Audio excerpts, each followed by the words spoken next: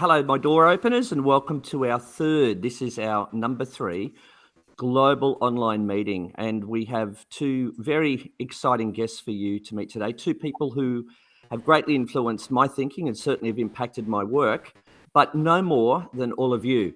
But first, please join me in acknowledging the traditional custodians of the lands on which we each gather today. As we advocate and for people we seek to serve and honour. So we acknowledge our First Nations people. We acknowledge their deep and continued connection to country and culture, and we pay respects to the elders past, present and emerging, to their ancestors and descendants, as well as our own. So, who is Open the Doors? For those of you that are joining for the first time, Open the Doors is a space not only to express how you feel about the changes we need to see for dementia and aged care, but also for you to showcase your own amazing work and for you to no longer feel that you're working in a silo, instead connecting with other global thought leaders, care partners, family and innovators, troublemakers, designers of new models of care, and any others who seek tangible, meaningful change to be made. And also just to announce that we have now appointed our Living Experience Ambassador, Gwenda Darling. Is Gwenda with us today? She is. Chance? Gwenda, could you just say hello to us? Well, physically I'm with you, whether I'm with you in mind, that's a different thing. It's such an honour to have been asked to be included. I only ever speak for myself, but I talk to a lot of other people who are on the journey, and it's nice that somebody's listening. Thanks.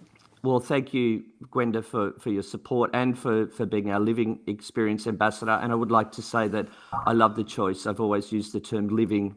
Quality of living is what I call it. And I really love that's a term that you use. So we're aligned on that one, I think. Now, please also get in touch if you'd like to be a Living Experience Ambassador with Open the Doors. We're really open to having a whole conglomerate, and that would be wonderful.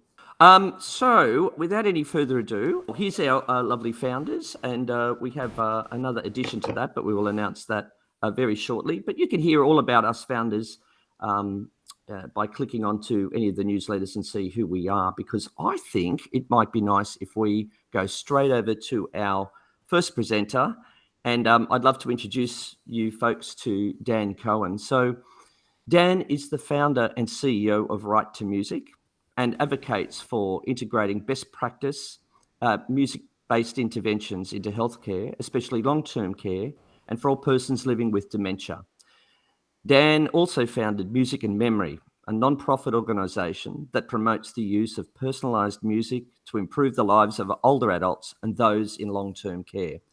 The therapeutic outcomes of Dan's work are beautifully portrayed in the Sundance award-winning film documentary Alive Inside. Now, I really hope that you all have had a chance to have a sneak peek at that, and there is a link in the previous newsletter, and I guess we'll put it in the one to come, but please take a look. So Dan's mission is to see widespread adoption of music-based interventions. So my fellow door openers, please welcome Dan Cohen. Great. Well, thank you, and hello, everybody. It's an honor to participate in this exciting session with you today. So I'm going to take the time to talk about my journey, reconnecting people to their favorite music that holds meaning to them, the challenges I faced along the way trying to make systemic change, and what I'm doing now with Right to Music in terms of trying to increase public awareness, change healthcare policy, train nurses, doctors, everybody else who's involved in direct care, and also change research so it's more on target. So let's first take a little bit of a quick overview of music in general. So globally, the record industry, they track music usage globally, and they issued a report every year they do, which says on average, people globally listen to 3 hours of music every day. And 71% of those, when surveyed, said that music is really key or important to their mental health and well-being. 2/3. Next slide. So some statistics out of the UK are pretty revealing when talking about impact of relaxation and happiness. Next slide. So 13 minutes is all it takes, according to this research, was the optimum time for those using music to relax and such. I mean, the number I feel just stands out to me. That last number on the right, 82% felt peaceful and content. With our elders, with social isolation, anxiety, depression, just so many things sort of making it difficult. It's amazing if we can make that happen. Imagine if somebody invented a pill that did this, it would just be, just roll around the world. But things that are not pills tend to not do that. It takes a lot more. Next slide. And 9 minutes, optimum time to help people be happier. 65% said they laughed more or felt happier. 82% felt more control in their life. And with you lose your sense of self, and this really helped things push in the other direction. How I started, 2006, a journalist on the radio was talking about how iPods, everybody had them, everybody's using them, and I thought, well, that's really didn't sound too true for older people who are in care residences of some sort. And I went to my local care home, volunteered to just come in, and even though they already had music and karaoke and live music and everything, I said, could I simply give people their own music, have them tell me what their favorites are? And that's what the movie portrays, and that's what I did. People would just light up, and that's what kind of lit me up. So that's my focus has been, ever since. But there are a lot of challenges to that. People, there's institutional resistance. Change does not, even if it's no money involved, institutional change just does not occur. Next slide. But I found that the benefits, dementia, there's so many issues that people face, so many challenges. I divided them here into physical issues and challenges, psychosocial, environmental meaning impacting on caregivers and caregiver stress, and to what degree people engage with others, or medications they use, or transitions, or visitors, and physical falls, pain, speech, swallowing, Huntington's disease, Parkinson's, anxiety, appetite, brain fog, delirium, even dialysis. All of these things are affected to some degree or another, for folks with dementia. Next slide. So one example, a study done of 100 people in New York City large hospital system, 100 people with advanced dementia, and they found giving people their music in the morning for an hour, in the afternoon, and with the residual sort of impact of music, it lasts after the music stops, they cut their falls rate from 12% to 4%, 2/3. Next slide. And they also measured rates of physical altercations, which you can see just went down to 0. And so, and I've just heard this a lot with music. People just they don't hurt themselves and they don't hurt others when they are into their music, when they're fully engaged. It just doesn't happen, at least not often. Anyway, so it's a real impact there. Next slide. So Henry really helped spark a lot of interest. Here's a guy in a nursing home, head was down for many, many months. People didn't think he could speak. He listened to his favorite Cab Calloway. His head comes up, his eyes light up, music stops, and he just talks a blue streak about his life and his childhood. The video of this just went viral. You can't make something go viral. And more than 50 million people have seen this video. And I think that's really a result of people's feelings of hopelessness. And this video gave people, sort of hope that things could be better for those in their life. Next. So what can we do, all of us? How do we do this? The goal is to not just, they like country, they like rock, they like classical, just, we have their genre, let's play it. No, it's got to be the songs and the artists that they love, the ones that are familiar with them, the ones that are reached into their memories, long-term memories, and they'll be able to pull them right back out most of the time, if we can identify them. And if we can set up the access to their music every day, that will make a difference. It will. Next slide. So sometimes people can't communicate what they like. There's no family around, no one to ask. So we need to be a bit of a music detective, and working one-to-one with families and seeing if they have a record album or CD album around in a box somewhere, or just trying to figure that out. It's an ongoing process. Next slide. This is a graph somebody did a download of data from Spotify, and what they found is that older people listen to music from when they were 10 to 15 years old more than any other music. Sort of visceral when we're coming of age. Music sort of where our emotions are a little sort of different. We tend to remember different. Doesn't mean that after that they also like music. When they were 20, for instance, they listened to music half as often as they did to music from when they were 20. They listened to half as often as when they were 10 to 15. Next slide. So an easy way, quick, I'll tell you, these smart speakers are a real fast track for people. The devices are hard for people to work. Nothing is perfect, but this voice thing is really good. I mean, you can just say, play top 25 songs from the year someone was 10, 11, 12, 13, 14, 15 years old. There you have 125 songs, and most of it's going to be good. If not, you say, skip this song, whoever's with them. And the family learns to use this, share it. You need to get, Amazon, you need to get an account, music account, Spotify, you need Apple Music, but somebody could give one of their family account sort of slots to make that happen. So, it's possible to do. Next slide. This an example of in Canada, Toronto, the Alzheimer's Society of Toronto, 10 years ago started giving anyone who had a dementia diagnosis in the city of Toronto, they would set them up with an iPod. They'd put on their own music, they'd make sure it worked, and now they've distributed more than 8,000. They still are. It's just, what else can you do to have impact on brightening up someone's day, having somebody be joyful, changing the tone and tenor and mood in the home, in a care home. And if every dementia support organization did this, it would have huge impact. We wouldn't have to wait the next who knows how many years to have a cure, so that people could be themselves as long as possible. Next slide. So, and it's not just a matter of, listening to headphones. I mean, singing, dementia choirs, making music, dancing, all of these things. Research is there.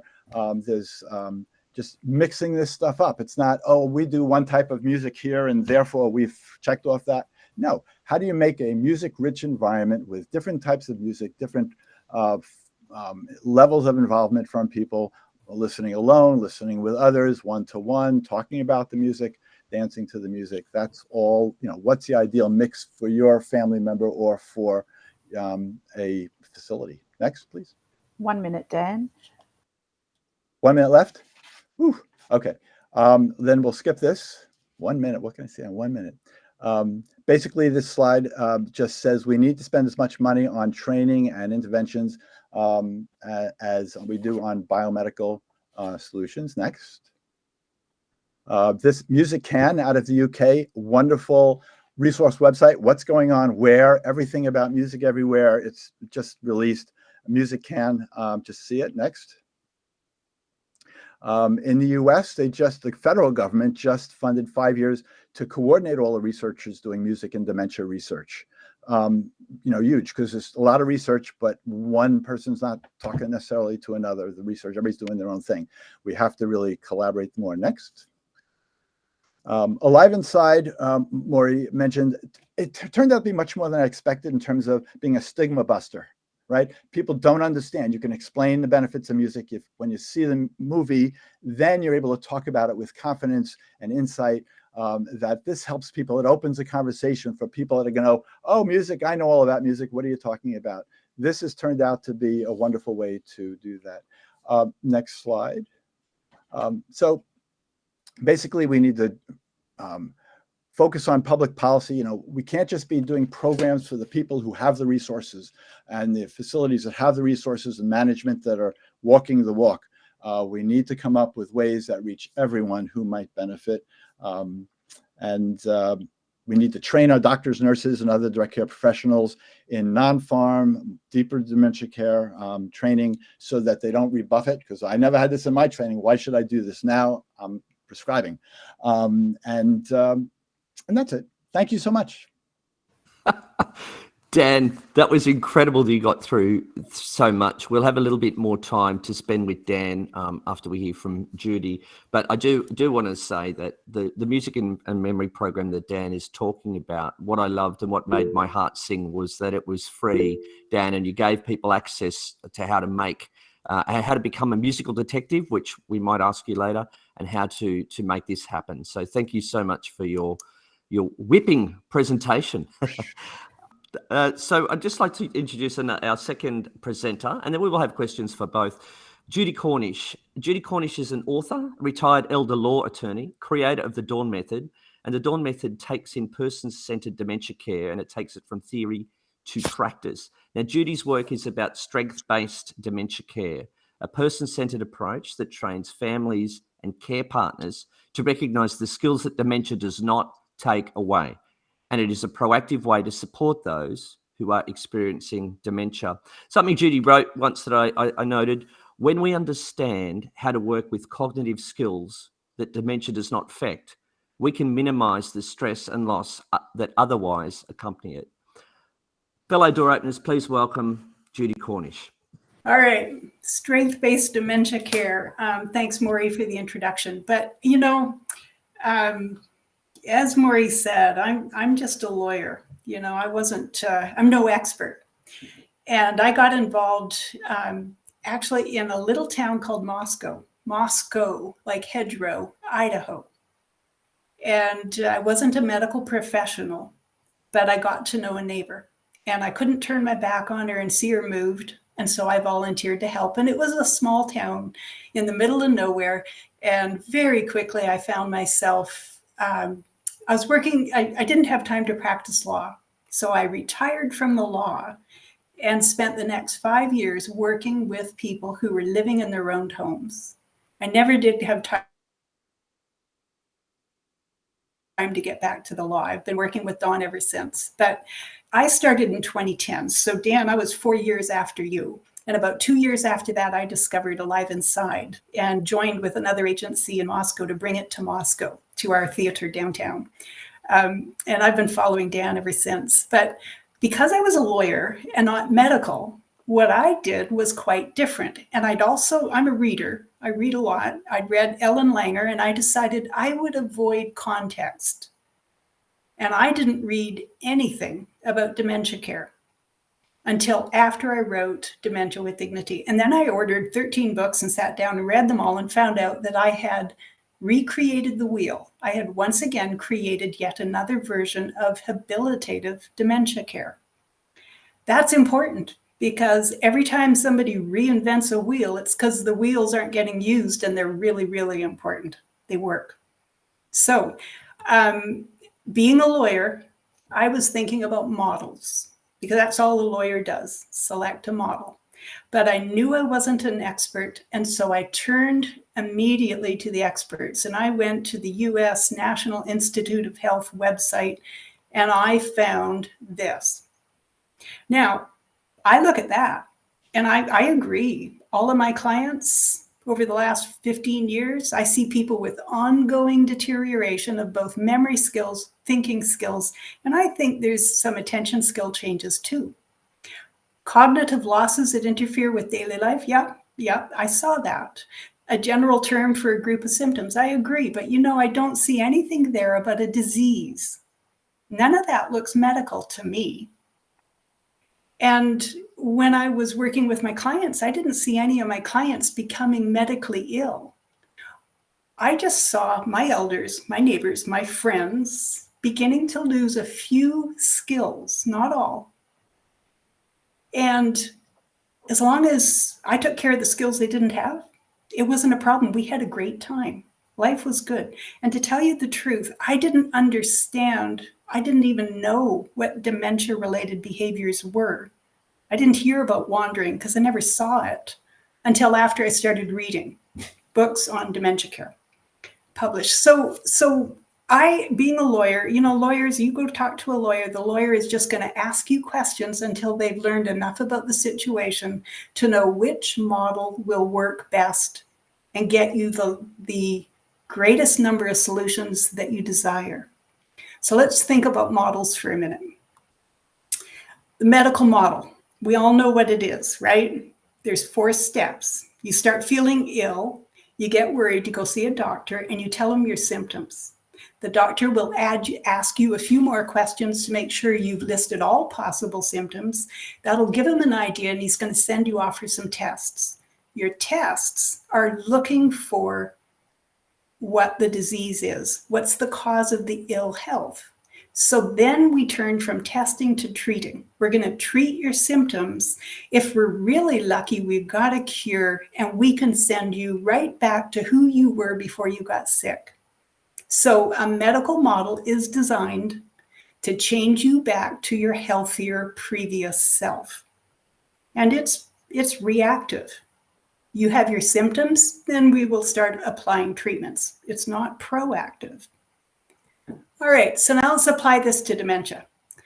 Okay, symptoms. When families go to the doctor, you always hear them talking about, the doctor's going to say dementia-related behaviors, but the family is talking about what you can't do anymore.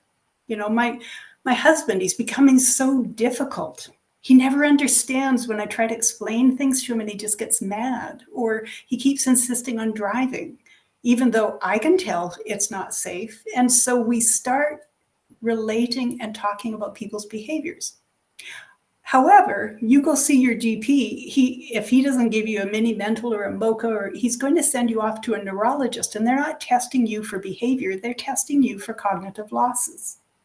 And we already know from the National Institute of Health that cognitive losses are the symptoms of dementia. Well, then why are we talking about dementia-related behaviors? So as a lawyer, I just was a little confused. This didn't seem like the best model. It really didn't seem to fit. We're talking about manifestations of how people feel as if those are the symptoms of a disease. And we're doing it because we're using this medical model. We can't help it. But think about our medical model. What's the purpose? What's the goal of a medical model? It's to cure or to treat, to change the person back to who they were before. But we know we don't have treatments that return people's memory skills or rational thinking skills. So this really doesn't make any sense. And we don't talk about moving people into memory treatment centers or units. We talk about memory care or dementia care. So I think we're really confused here.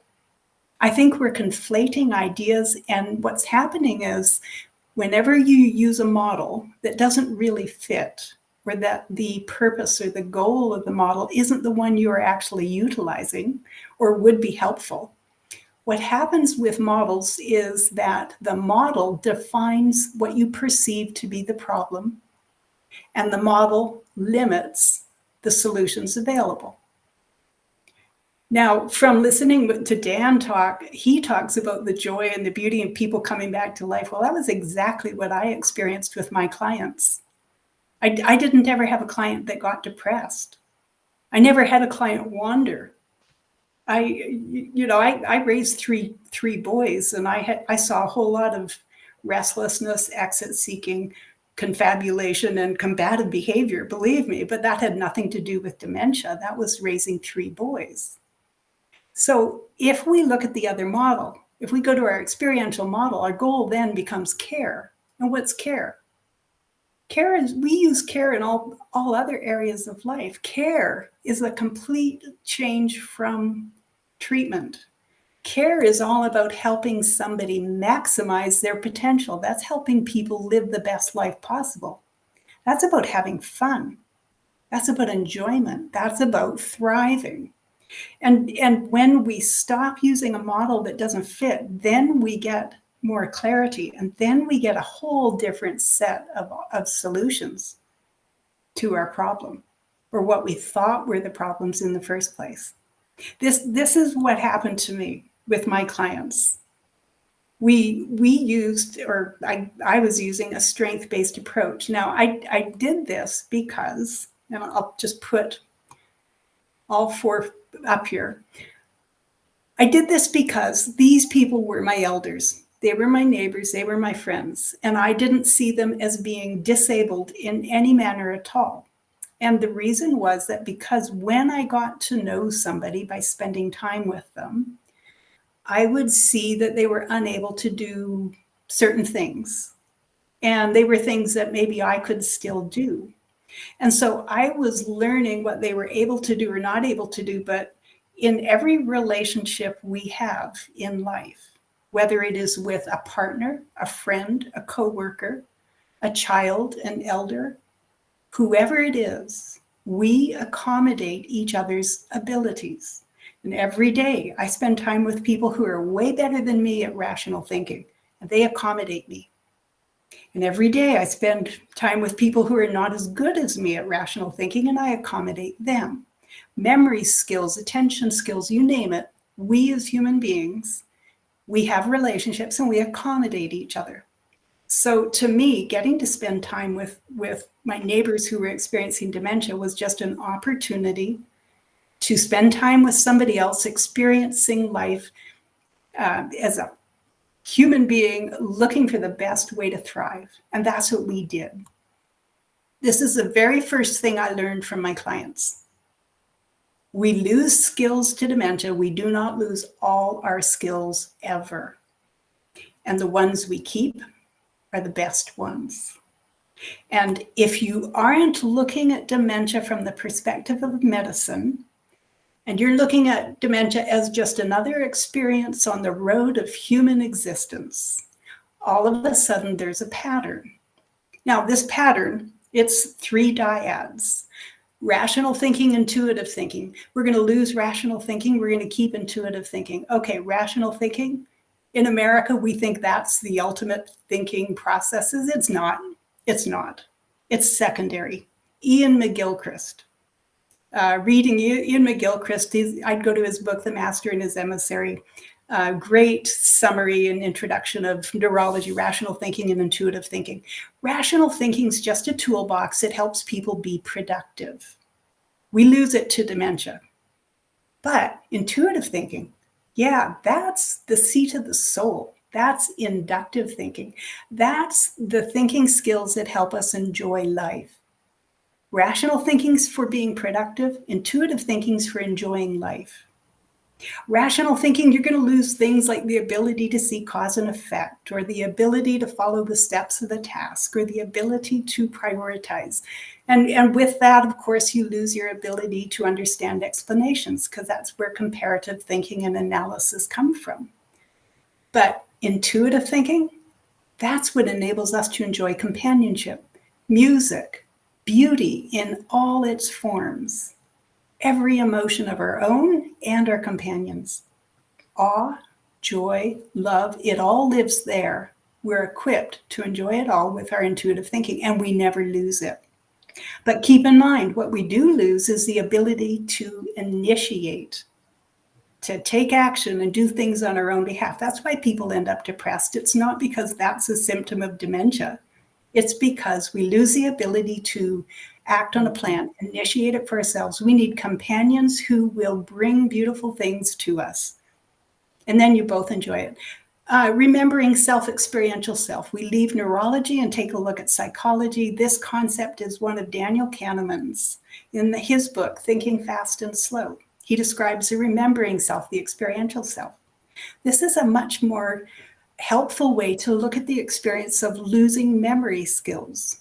Because when I lose knowledge of the past, I not only lose my memories, I also lose my ability to recognize what is familiar. This is when somebody says, I want to go home, they're not talking about a place, they're talking about a feeling. I want to feel that feeling of being at home where I belong, and I know I'm where I belong, and everything around me is familiar. We lose that, but we do not lose our experiential self. And the experiential self is our ability to exist in the present, The part of us that enjoys and experiences everything in the present. That's why this concept from Daniel Kahneman is the best way to explain what happens when we lose memories or memory skills. The experiential self, with our intuitive thinking skills, we are better equipped than our friends and neighbors who are not experiencing dementia. We are better equipped to enjoy life because we're not getting distracted. Sorry, Judy, 1 minute. 1 minute. Okay, mindlessness. This is another, read Ellen Langer, that her little book she published in the 1980s. What a fabulous book that is, Mindfulness. But we lose the ability to direct our attention. We don't lose our focus or intensity, but we don't lose our mindlessness tools. And this is how to work with somebody so that they we know when, if someone does need to move, we can work with them so they keep as many of their automatic thinking scripts and muscle memory as possible. Second truth I learned from my clients: losing skills is stressful. It is really hard to start trying to take part in conversations and maintain your relationships and deal with life when you're losing skills. And these are not symptoms of disease. This is just human stress responses. Fight, flight, freeze, fawn. We know this is true. Why do we think it's not true in dementia? It is so important that we understand that when somebody is reacting in a negative way, it's because they are emotionally stressed. And you can be proactive when it's emotions. This is the Dawn Flower. It's essentially Abraham Maslow's hierarchy of human needs in a feedback model. Because we know if we don't feel safe, it's going to be hard to feel comfortable or happy or content for long. And so the beginning must be that sense of security. And there's very, very easy, once you're aware of how psychology works, how our brains work, how to help someone feel safe, it's easy to help them get there. So this is what I've been doing now for 15 years. Sue and Jill and Ruth and Terry and Melina up in Denmark, Danilo down in Brazil, Aisha in Pune, we are all working to try to bring the understanding that experiencing dementia is not experiencing disease. It's not a death sentence. It's not terrible. It can be one of the most beautiful things that ever happens in life. You just need your companions to understand what you can and can't do. And for those of us who are companions, we just need to become more aware of our own cognitive skills and how that affects us. So thank you guys. Thank you for doing Open the Doors.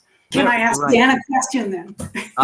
Look, I'm going to hand to Nicole for a question, but because you've asked so nicely, Judy, what's your question to Dan before I hand over to Nicole? How you've made so much progress since 2006. You've made, I think, everyone in all countries is aware of the effect of music on all of us, not just those of us experiencing dementia. You've made it part of the public awareness. How did you do that? That's just, I applaud you, and I'm just so amazed. I think we should all be applauding Dan right now. Yeah, it's okay.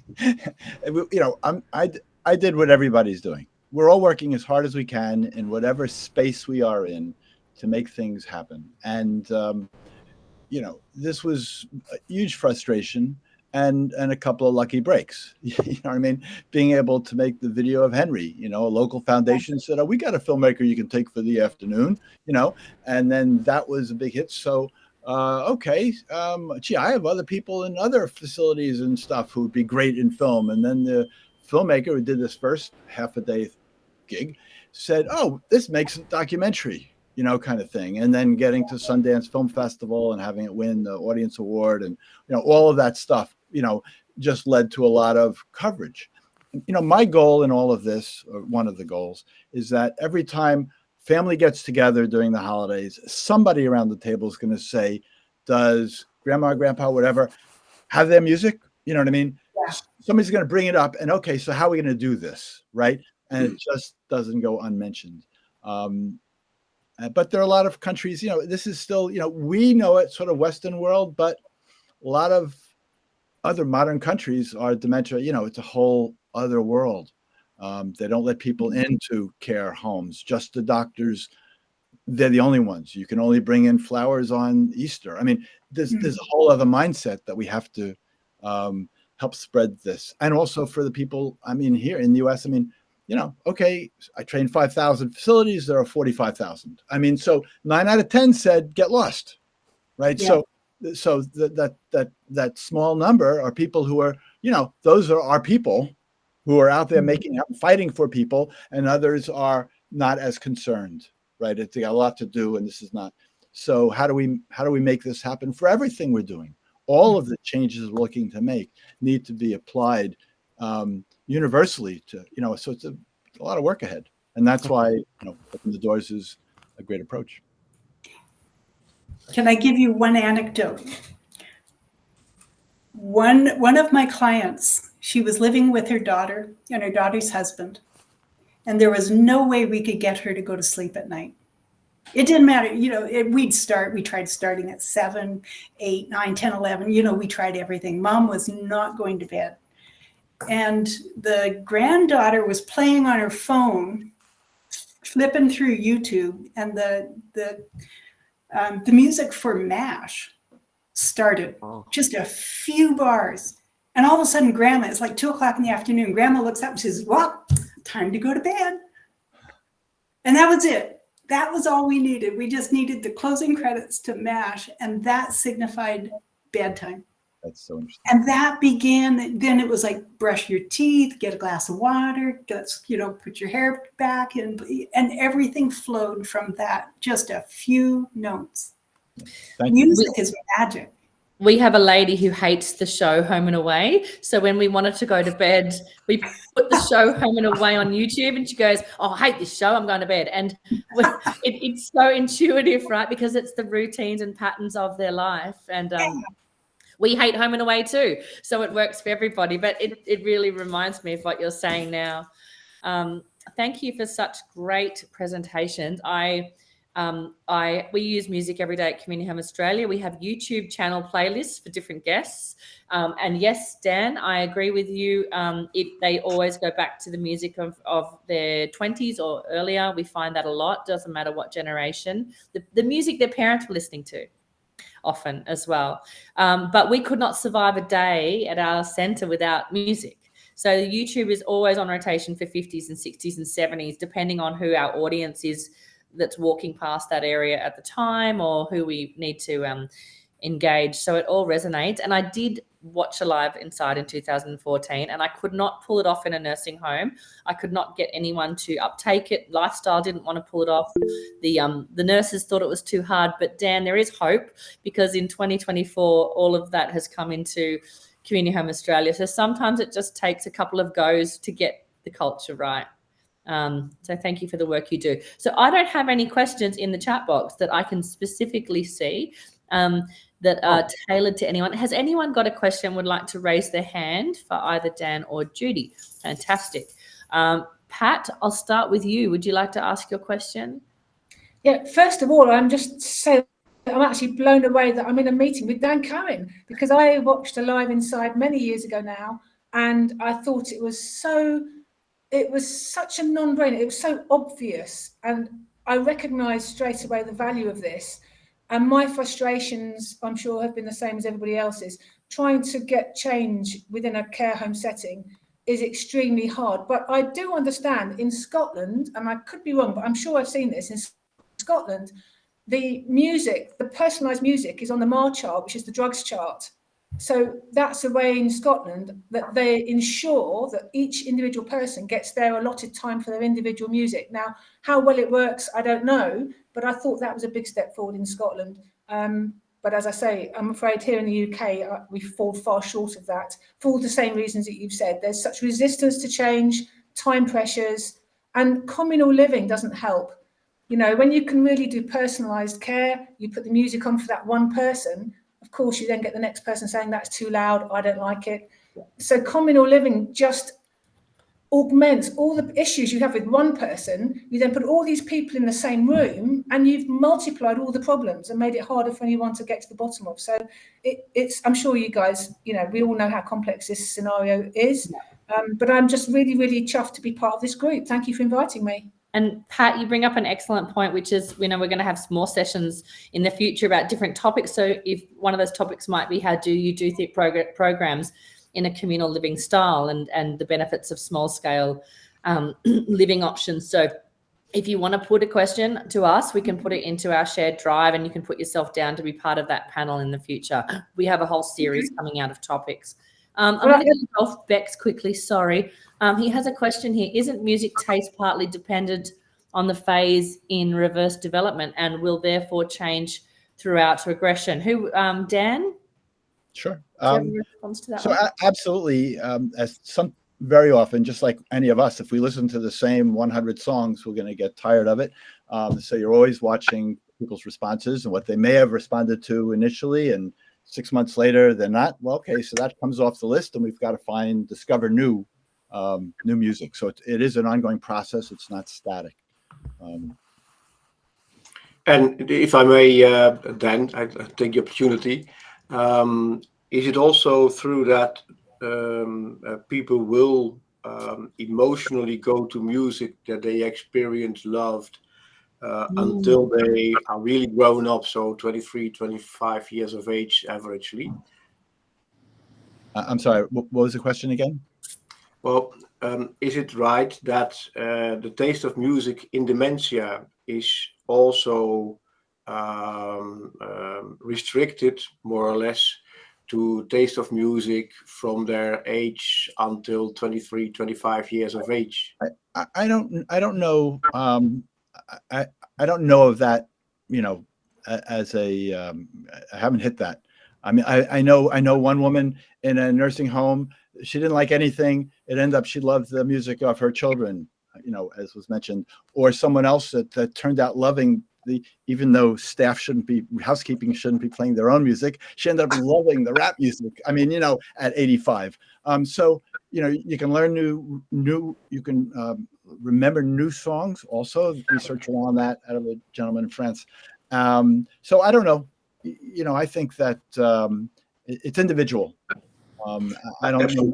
That's what I agree on. But if you are going on that search as a detective for music, where are you going to search it in the first place? That's a bit You're going to have the highest success rate with the younger, age, and just knowing what it was, regardless of it's 25 or but that 10 to 15 to 20, if you can unearth what those were, that's going to have the most visceral connection with people. And I also interview the families when they come to my services. Could you write down the 5 favorite songs or the 5 favorite bands? So I've got a starting platform, and I can oscillate between music and watch the response, as you both discussed. It's an individual reaction based on the information that you're getting from multiple different sources. So sometimes you have to just feel it out yourself. As a person providing that service. I'm just going to go over to Gwenda Darling. Thank you very much for those questions. Gwenda, you have a question, and then we'll take one more and we might wrap up. Thanks, Dan. Always being the troublemaker. Music doesn't play a part in my life, and a few of us who are doing research with uni on a project called Match, Music as Therapy, something or other, but we find music white noise. And it actually agitates. They've got devices they put on us to check how our body's reacting. And I think it's really interesting. It's another thing that you see one person with dementia, you see one person. And so it's really important to inquire, did this person have music in their life?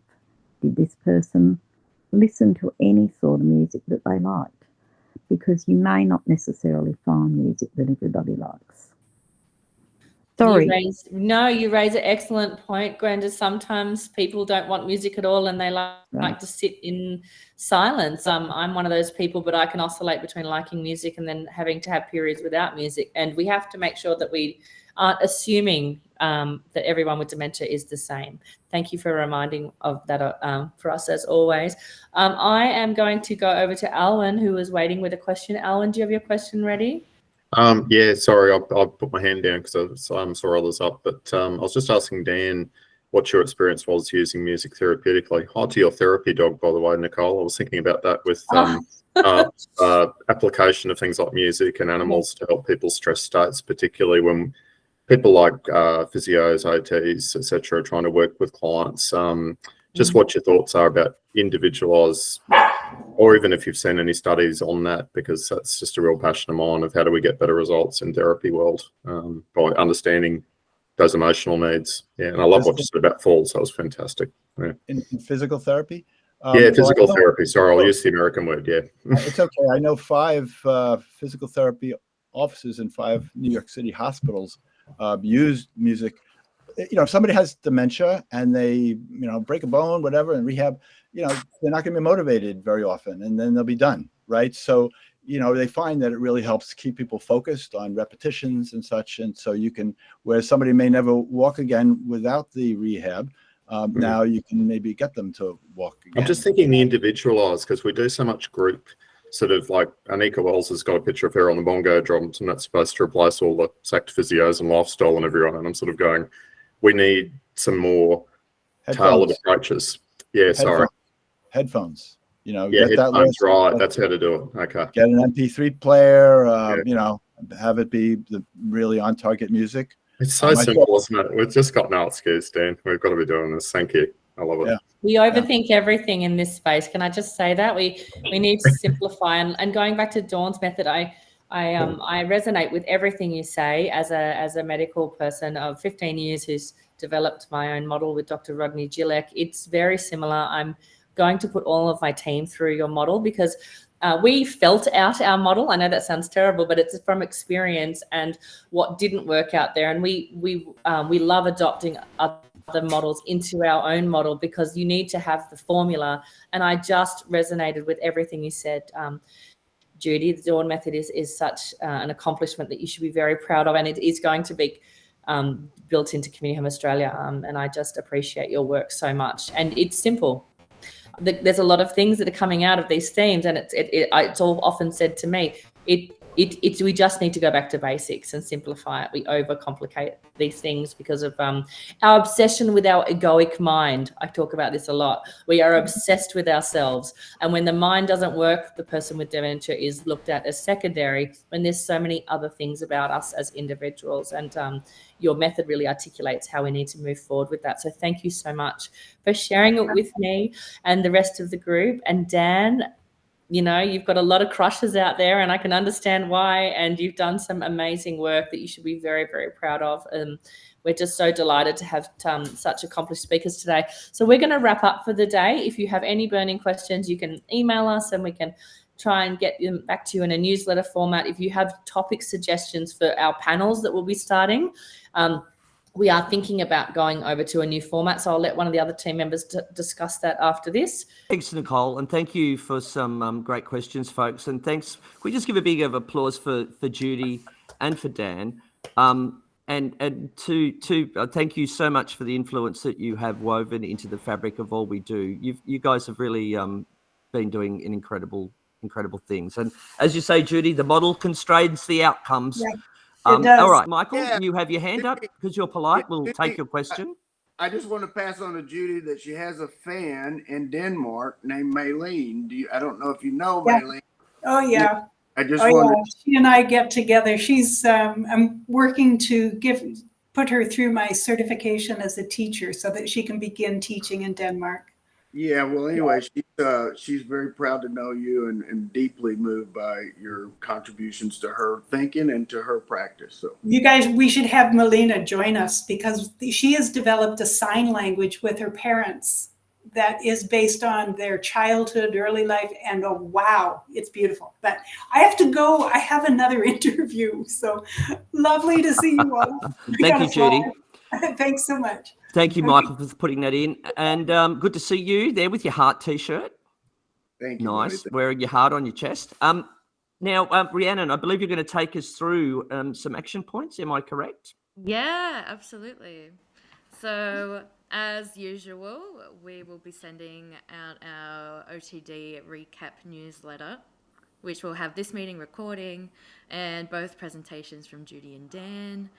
And any delights and discoveries, so resources, books that Judy mentioned, and also if you have anything that you want to share with the group as well, you can email us and we can collect those resources and share them in future newsletters. Details on our next meeting. Nicole, do you know when our next meeting will be? Well, that's the question I need to pose to the groups. Do we want to continue fortnightly, or does the group want us to go to monthly? So we are in a bit of a phase where we're taking feedback to see how much of this you would like. So it could be in a fortnight, it could be in a month, and we will keep oscillating time zones, but it will always be on the Tuesday. But we will watch this space after we take some feedback and collaboration. Beautiful. Thank you.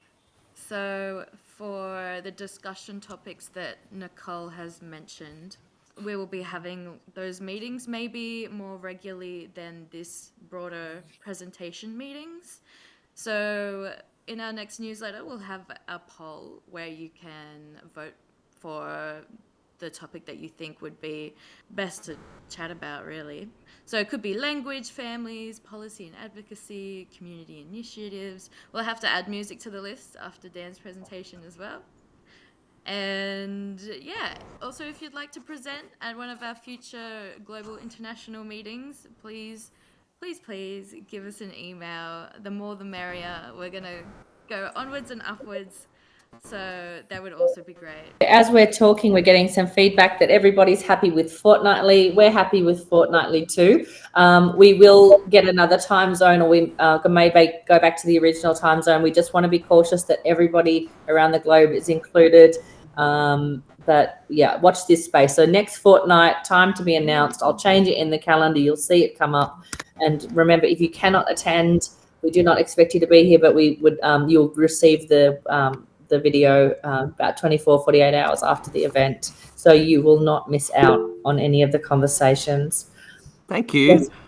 Well, I would just like to say that Michael Page is a wealth of knowledge, an amazing educator, has studied under both Kit Wood and Sir Michael Marmot, which makes me have a bit of a internal conniption, but just an all-round amazing human that's been trying to change this space for his whole career. He's going to join us as a founder. So welcome, Michael Page. We're so happy to have you here. We know you're going to do great things.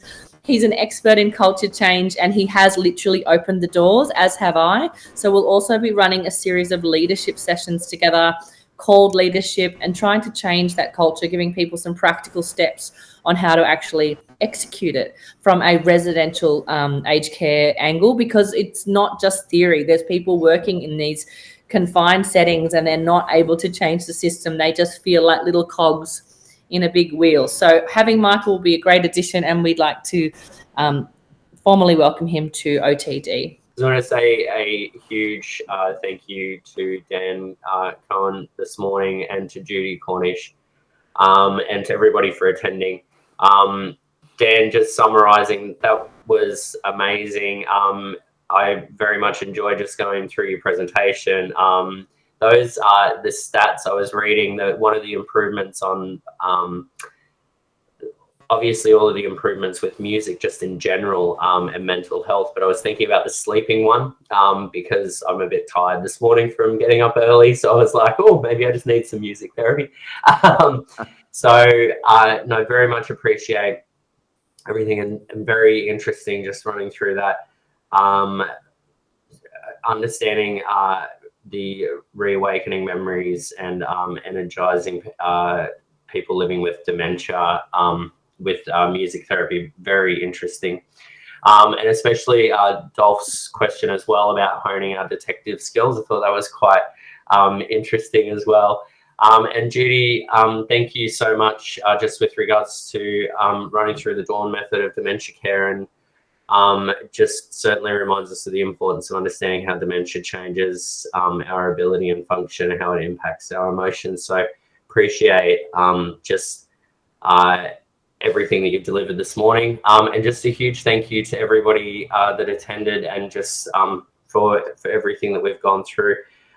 These sessions are just amazing each week. I think I said wow last week as my opening point. And it's the same today, probably not quite in the same wow, but more humbled wow. It's just a really beautiful discussion this morning. I think both presentations just amazing. So that's my thank you. And yeah, I'll pass back to Maury or Nicole. I can wrap us up. Look, stay tuned to for the outcome in terms of the fortnightly or monthly meetings. I prefer daily myself because I'm a bit lonely over here. So it really wonderful, and thank you to everyone. And again, thank you to our founders for all the hard work to make this happen. Unless there's any final words, I'm going to close. But thank you for attending, and remember that we are open the doors, and there is so much beautiful work happening. So please put people in touch so that we can showcase their work, so that we can share results, so that we can share wonderful outcomes and also struggles and journeys. Because as we can see, Dan had a lot to battle against to replace the pill bottle with an iPod and bring music to the fore, as Judy so wonderfully said. And of course, Judy for her wonderful work, realizing that there are better spaces to play in than the medical model. Whilst it's important, it ain't everything. Well, thank you so much, and see you next meeting. Bye.